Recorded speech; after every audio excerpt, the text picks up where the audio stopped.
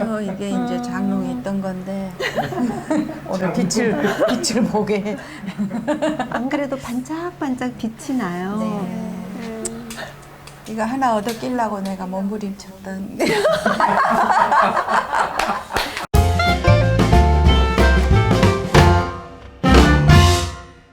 안녕하세요. 청여호 강양수. 금여우 전미란. 백여우 김정주입니다.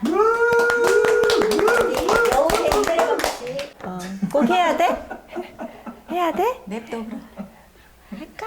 여우비의 이별의 방식. 도서관 저희 본부로 내려와서 촬영을 하고 있고요. 오늘 글의 제목은 빅 브라더라는 글이에요. 같이 감상해 보시고 이야기 나누도록 하겠습니다. 빅브라더. 삼촌은 유도 선수였다. 헌병대 출신에다 체격도 좋고 건강했다. 이웃말에서도 모르는 사람이 없었다. 삼촌이 고등학교 다닐 때 선생님들은 학생들이 자신들보다 삼촌 말을 더 잘 듣는다 하여 등교 시간 규율부장으로 교문에 세웠다. 삼촌이 교문을 지키면 아이들이 설설 기었다. 그런 삼촌은 교도관이 되었다. 교도소는 읍내 중앙로를 벗어나 마을로 접어드는 삼거리에 있었다. 죄수들을 다루고 감옥을 자유롭게 출입하는 삼촌이 괜스레 두려웠다. 우리 집은 내가 중학교를 다닐 때까지 3대가 한 집에 살았다. 어머니는 섬에서 근무하는 아버지께 오가며 두 집 살림을 했다. 대신 삼촌이 조카들의 보호자 역할을 했다. 언니들과 오빠는 삼촌을 무서워했지만 나는 달랐다. 집에서 가까운 초등학교에 다니다 읍내 중학교를 가니 친구가 많이 생겼다. 먹을거리와 구경거리도 많았다. 아이들은 학교가 파하면 교문 앞 구멍가게로 몰려갔다. 바삭한 도넛과 튀김 맛이 더없이 좋았다. 무엇보다 덮개를 씌운 건볼머신 한 대가 있었는데 동전을 넣고 손잡이를 힘껏 돌리면 반투명 플라스틱 공이 굴러나왔다. 나는 풍선껌보다 반지나 목걸이 같은 장신구가 나오기를 바라며 정신이 팔려 해가 지는 줄도 몰랐다. 어느 날 어둑한 시간 마당에 들어섰는데 집안 분위기가 심상치 않았다. 마루 앞 대돌 위에 삼촌의 구두가 놓여 있었다. 나를 본 작은 언니는 말없이 부엌으로 들어가 버렸다. 방을 열고 들어서자 삼촌의 얼굴이 딱딱하게 굳어 있었다. 순간 나는 시키지도 않았는데 바닥에 꿇어앉았다. 삼촌은 대뜸 이것이 성적이냐? 중간고사 통지서를 들이댔다. 2살 터울의 언니가 학부형 확인란에 도장을 받으면서 서랍 깊숙이 숨겨놓은 내 성적표가 들통이 난 것이었다. 삼촌은 군것질하며 놀기를 좋아해 성적이 오르지 않는다며 호통을 쳤다. 니도 낯짝 있으면 말해봐라. 재차 물었지만 나는 방바닥만 내려다보았다. 깜방이라고 불리던 교도소는 가시 철조망을 두른 높은 담장이 사방으로 둘러져 있었다. 담장에는 법질서 확립, 도덕성 함양이라는 글씨가 벌겋게 적혀 있어 위협적이었다. 높게 솟은 원형의 간망대에는 거인의 콧구멍처럼 창문이 뚫려 있었는데 석양빛을 받을 때면 유리창이 감시자의 눈처럼 번뜩였다. 교도소 앞길을 지날 때면 혹시 삼촌이 내려다보고 있을지 모른다는 생각에 잦은 걸음을 쳤다. 내가 보지 못하는 곳에서 누군가 나를 지켜보고 있다는 것이 더 불안하게 했다. 걸음을 옮길 때마다 몇 번이고 감시탑을 쳐다보며 얼마나 멀리 왔는지 확인했다. 주전부리 버릇을 버리지 못한 나에게 교도소 삼거리는 장애물 넘기였다. 그런데다 밤낮으로 교대 근무를 하던 삼촌의 퇴근 시간은 예측할 수 없었다. 삼촌은 저녁 밥상에 둘러앉은 조카들을 점호하듯 둘러보곤 했다. 도넛과 튀김을 사 먹은 날은 밥 먹기가 고역이었다.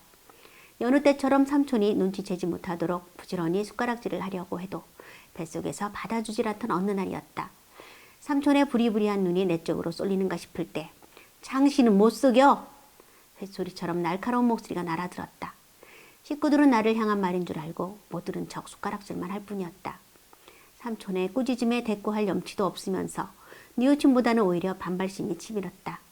가만히 있어도 혼나고 벌 받는 것 같은 기분에 사로잡힌 나는 조카들을 빅브라더처럼 감시하는 삼촌이 발령을 받아 멀리 떠나버렸으면 했다. 정작 집을 나간 건 나였다. 중학교를 졸업하고 고등학교를 타지로 진학했다. 자연스럽게 객지에 나온 나는 허물을 벗고 나온 나비처럼 홀가분했다. 그 누구에게도 간섭받지 않는 자유로움이 좋았다. 자율학습 시간에 땡땡이 치고 시내를 쏘다녔다. 사복을 입고 미팅을 나가기도 했다. 그럴 때면 삼촌의 얼굴과 교도소 담장에 적힌 구호가 따라왔다. 해방을 느끼기보다는 조금 더 넓은 감옥으로 옮겨온 것 같았다. 얼마 전 친척 결혼식장에서 삼촌을 배웠다. 점잖고 위험 있는 풍채는 그대로였다. 대화보다는 침묵과 그저 가만히 고개를 끄덕이던 삼촌이 목소리를 가다듬더니 조카들아, 내가 너희들 어릴 때 엄하게 해서 미안하다 며 마음 안에 무언가를 밀어내듯 말씀하셨다. 순간 삼촌과 주고받은 눈빛에서 뜨거운 것이 차올랐다. 서로 오랜만에 마주하며 그동안 얼마나 세월이 흘렀는지 그리고 지나온 옛날은 또 얼마나 멀어졌는지 가늠하는 귀한 자리였다. 집안 어른이면 누구나 훈육할 수 있다지만 누가 매를 드느냐에 따라 받아들이는 농도가 달랐던 것 같다. 돌이켜보면 부모가 든 매가 아니었기에 지나치다고 여겼던 마음이 컸다. 자식을 기르면서 내 마음에도 빅브라더가 자리 잡고 있다는 것을 알았고 조카들을 훈육해야 했던 삼촌의 마음이 헤아려졌다. 삼촌은 한때 나를 스스로 검열하게 만든 사람이었지만 어쩌면 자신 또한 원칙이라는 신념에 스스로 갇혀 있었던 것은 아니었을까. 얼마 전 삼촌이 다니던 교도소가 TV 예능 프로에 나왔다. 교도소가 다른 곳으로 이전하면서 흉물로 남을 뻔한 건물이 영화와 드라마 촬영 명소로 변했다. 잔디밭이 평화롭게 보였다.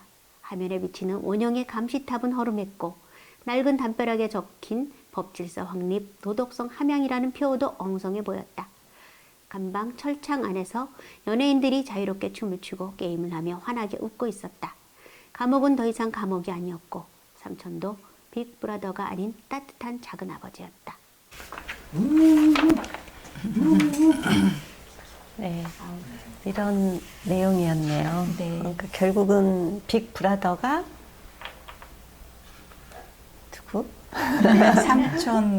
삼촌이었다고 생각했죠. 빅브라더가. 네. 근데 이제 여기서 제목을 이 글은 특히나 제목을 너무 잘 다룬 것 같아요. 제목 어떻게 이 제목은 정하게 됐었어요? 네. 이 글에서 이제 빅브라더는 이제 영어 해석으로는 큰 형이라는 이제 뜻인데 지금은 이제 현대 시대에는 이제 그 큰 형, 그러니까 슈퍼문이라고 하죠. 큰 달을 내려다보고 있는 게 지금은 이제 국가, 뭐 정부, 뭐 이런 권력, 독재자, 뭐 이런 것에 해당한다고 해요. 조지 오웰의 소설에서 나오는 용어로 보호와 감시를 통해서 이렇게 통제하는 권력을 뜻하는 용어입니다. 그러니까 이제 원래 이 빅브라더라는 이 말 자체가 이제 그 소설에서 이제 시작이 된 거잖아요. 네. 그 1984라는 네. 그 조지 오웰의 소설인데 그거를 너무 기가 막히게 여기다 따서 넣었다는 생각이 든 거예요. 그러니까 벌써 그 소설 나온 지가 거의 한 70년 전에 나온 소설이죠. 네. 조지 오웰의. 근데 지금 사회와 너무 똑같은. 그래서 이거 보면서 와, 이 작가는 도대체 이렇게 접목도 이렇게 잘 시키나 그런 생각이 들었거든요. 우리 지금 낭독한 우리 백여우는 이거 이제 오늘 지금 아까서부터 막 열심히 읽었잖아요. 우리 촬영하기 전부터. 그 막 열심히 읽었었는데 지금 또 낭독하고 나서의 느낌이 어땠어요? 사실은 낭독을 하면서 자꾸 웃음이 나와서 그걸 참고 끝까지 읽을 수 있을까 좀 그랬어요. 좀 버벅거렸어. 그래서. 네, 이제 사실은 이제 그때 자꾸 그 군것질하는 그 어린 미란이가 보이는 거예요. 네, 네. 너무 귀엽고 사랑스럽고 아무리 그 감시를 하고 얘기를 해도 그 땡땡이 치는 그 모습이 자꾸 생각이 나서 웃음을 참느냐고 사실은 되게 조금 근데 그랬어요. 아주 네. 개구지죠? 그러니까요.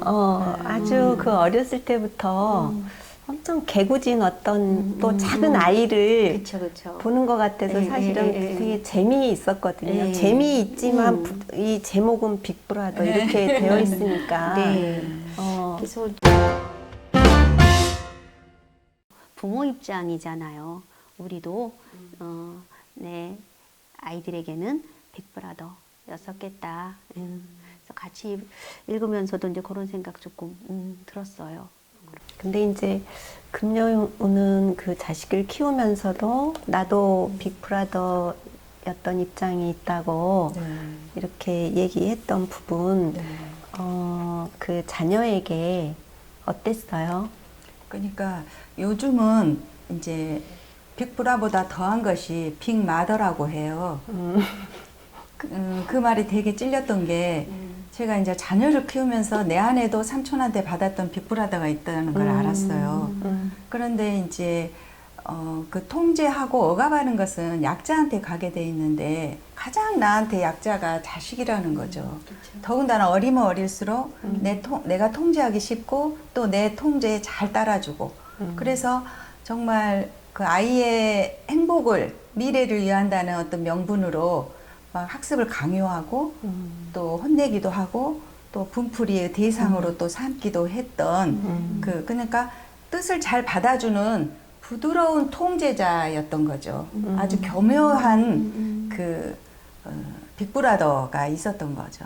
예. 그래서 이 글을 쓰면서 이 글을 쓰면서도 그랬고 지금 이제 이거를 시청하고 있는 이렇게 독자한테도 묻고 싶은 게 지금 특히 어린 자녀를 키우는 이제 부모일수록 내 안에 어떤 통제하고 싶은 어떤 힘, 빅브라더 이거를 한번 점검해 보는 것도 좋지 않을까 하는 생각이 들었어요.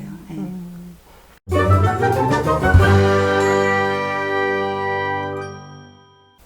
사피엔스 저자 유발 하라리? 네. 그 사람이 그랬잖아요. 우리 지금 이 21세기는 정보화 시대고 코로나 이후에 이런 체제가 조지 오웰이 얘기했던 이런 체제가 올 것이다. 그런 세상이. 근데 우리 이미 그러기도 전에 거대한 권력이잖아요. 어떻게 보면. 근데 지금 이미 우리는 사방에 CCTV 달려 있는 곳에 살고 있죠. 그렇죠. 뭐 이거 카드 쓰면은 바로 다 나오죠. 뭐 어디 뭐 위치 추적 다 하지. 어떻게 보면은 되게 좀 섬뜩한 건 느끼잖아요, 우리도. 어딜 가나 다 감시 통제하여 있죠. 그래서 요즘은 9초에 한 번씩 이 CCTV에 현대인들이 찍힌다고 해요. 그래서 디지털 발자국이라 해서 내 발자국이 다 누군가에 의해 이제 이렇게 노출되고 있는 거죠. 근데 이제 이 CCTV라는 게 뭐 치안, 보안, 안정성 이런 명분으로 수없이 이제 막 설치되고 있지만 이제 정말 양면성이 있는 거죠. 개인의 사생활이 노출되고 또 우리는 그게 익숙하고 당연시 여기고 하는데 참 이거를 어떻게 현대인들이 생각하고 해석을 해낼까 이게 이제 문제인 우리도 막 거죠. 도망 다녀야 되는 거 아니에요?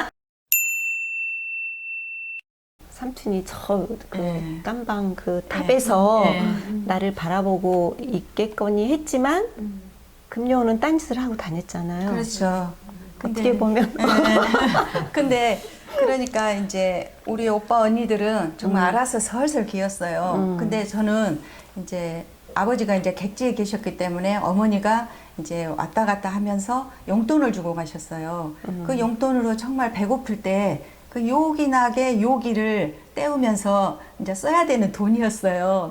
근데 어머니가 딱 가고 나면 삼촌이 돈 내놔라 이제 그랬어요. 또 군것질을 하거나 이제 헛돈을 쓸까봐. 그러면 이제 계속 그때부터 이제 거짓말을 하기 싫어한 거예요. 뭐 친구를 팔고 학교 날라리를 팔고 길가에 거지를 팔고 계속 거짓말이 가지수가 늘어나면서 거짓말로 이제 이렇게 했는데 그때 당시에는 내 거짓말이 먹힌다고 생각했는데 삼촌은 또 빅브라더였기 때문에 훤히 꿰뚫고 있었던 거죠. 엄마 작가님, 어머님이 왜 이렇게 우리 미란 작가님을, 금정우 작가님을 혼내셨었는지 오늘에서야 드디어 좀 이해가 되는 거예요. 어떤 점에서요?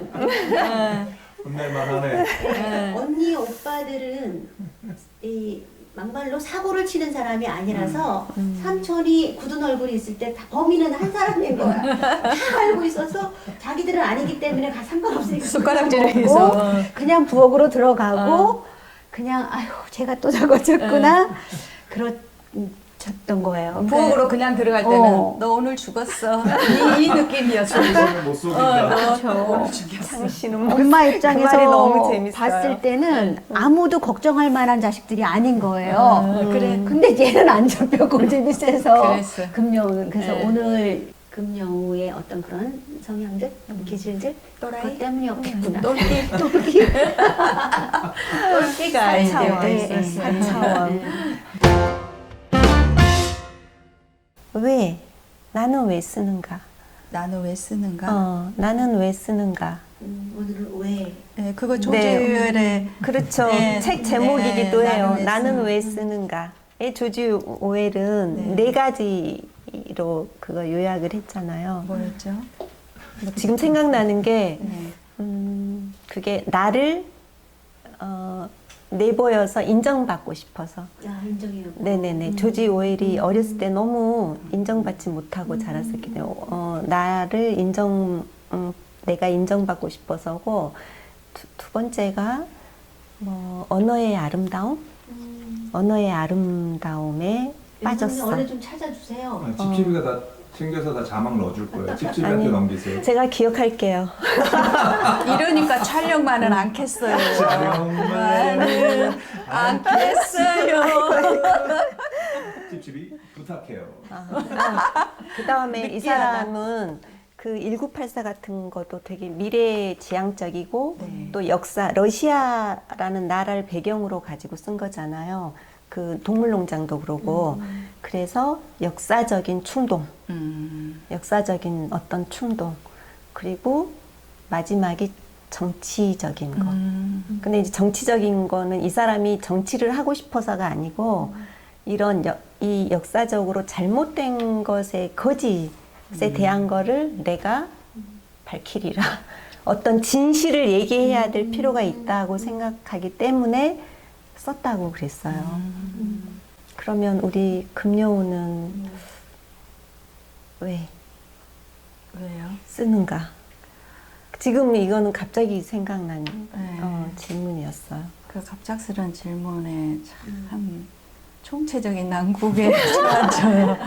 이 정말 저는 이 두 대의 카메라 지금 촬영하고 있는 이 카메라 두 대의 가치네요. 그리고 작가라는 왜 쓰는가라는 질문을 받았을 때 쉽게 대답하지 못하는 이 작가라는 위치의 가치고 또 체면의 가치고 지금 계속 찍히고 있으면서 갇히고 있다는 생각이 드는데 선뜻 대답은 안 나오고 그러네요. 이럴 때 한 모금 할게요.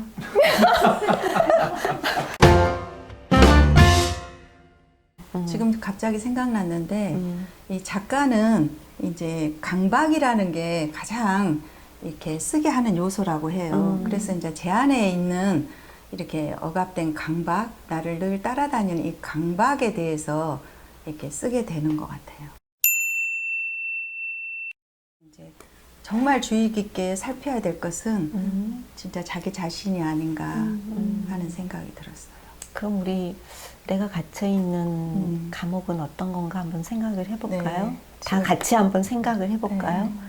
이름에 가장 많이 갇혀 있는 것 같아요. 어떤 이름이죠? 엄마, 네. 아내, 네. 자식. 그래서 이제 예를 들자면 여기서 좀 더 우리 다음 편에 나오겠고 그처럼 이제 나왔었지만 야한 얘기 막 이러면 사실 그냥 혼자 하면 더 많은 얘기를 할 것 같은데 아 이거 우리 딸이 보던데 검열하는 거예요?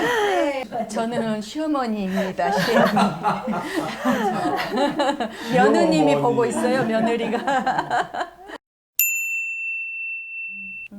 그리고 이제 또 학교도 이제 건축 양식 공간이라는 게 원형의 그 감시탑을 파놉티콘이라고 하더라고요. 그러니까 위에서 다 내려다보면 죄수들의 일거수일투족을 관찰할 수 있는 거죠. 그것처럼 준비해왔어. 그것처럼 학교도 아니 글 쓰기 전에 제가 이거를 계속 자료를 이제 이렇게 공부했던 건데 굉장히 철저해요 우리 작가님. 네. 그렇죠. 그래가지고 학교도 그 긴 복도에 한 명만 딱 세워놓으면 그렇지. 이탈자가 바로 눈에 띄잖아요. 그 같은 원리로 학교도 지어졌다고 그러더라고요. 이거는 이제 저의 어떤 그 참고 문헌에서 발췌한 내용입니다. 그래서 이 유튜브라는 이것을 통해서 정말 소중한 사람들과 이걸 나누면서 한 편 한 편 나누면서 정말 감옥에 갇혔던 나의 하나하나의 어떤 경험들이 빗장을 풀고 정말 파란 잔디밭으로 뛰어나와서 노래하고 춤추고 있는 이 상황 같아요. 그럴 수 있을 것 같아요. 저는 그렇게까지는 안 오거든요. 네. 저한테는. 왜냐하면 제게 아니기 때문에 그냥 대리로 조금 느껴보는 거지. 일요일 화장실 끝나면 바로 또 찍어야죠. 근데 어떤 기분인지는 충분히 이해가 가요. 네. 오기는 해요. 부럽네요. 곧 준비하세요. 네. 빅브라더 얘기를 하는데 우리는 자유를 얘기를 하고 있는 것 같아요. 그렇죠. 예, 그거예요. 아, 자유를. 맞아요. 그게 또 이제 잠깐 또 소설로 다시 가면 네. 조지 오웰에 꽂혀 있어. 조지 오웰이 물었어요. 자유와 행복 중에 어떤 거를 택하겠느냐. 이제 영주 끝난 거야. 네. 그 다음에 연결. 네. 네, 백룡우 말을 받아서요. 여러분에게 한번 여쭤볼게요. 자유와 행복 중 선택을 하라면 여러분들은 어떤 것을 선택하시겠어요? 네. 조지 오웰이 그렇게 얘기했어요. 자유와 행복 중에 어떤 것을 선택하겠느냐고 물은다면 사람들은 대부분 행복을 선택한대요. 그런데 행복은 지극히 개인적인 거에 해당하고 자유는 공적인 거라고 얘기를 했거든요. 그러나 결국은 개인의 행복을 지키기 위해서는 자유가 있어야 되는 거기 때문에 하나로 결국은 둘이 함께 가야 된다는 거죠.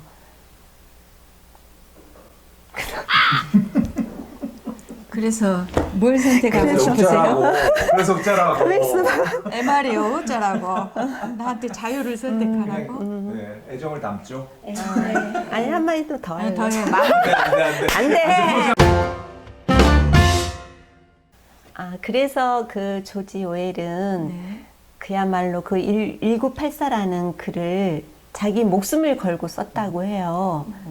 거기 빅브라더 나오는 그 1984를, 그리고 발행된 다음에 이제 세상을 떠나죠. 예.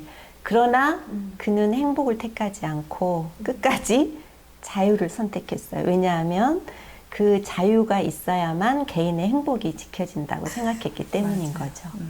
네, 오늘 저희 여기서 마치겠습니다. 이별의 방식, 애정을 담아. 행복, 자유, 행복. 이 중간에 그지 수다 떠는 얘기가 들어가면 재밌겠다. 뭔 수다? 우리 왜 실수한 것 같은 이거 정진행 말고 중간에 이런 얘기들이 참 재밌을 것 같다. 가끔 넣잖아, 우리 자유와 주주님이. 행복이.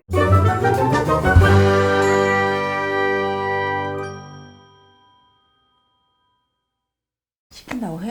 네, 그럼요. 너의 특기잖아, 시킨다고 하는 게. 할게요. 이렇게도 촬영이 짠. 괴로울 줄 알았다면 짠짠짠짠. 이제 와서 안 한다 해도 소용없는 일이지만 그 시절 그 추억이 또다시 온다 해도 촬영만은 않겠어요.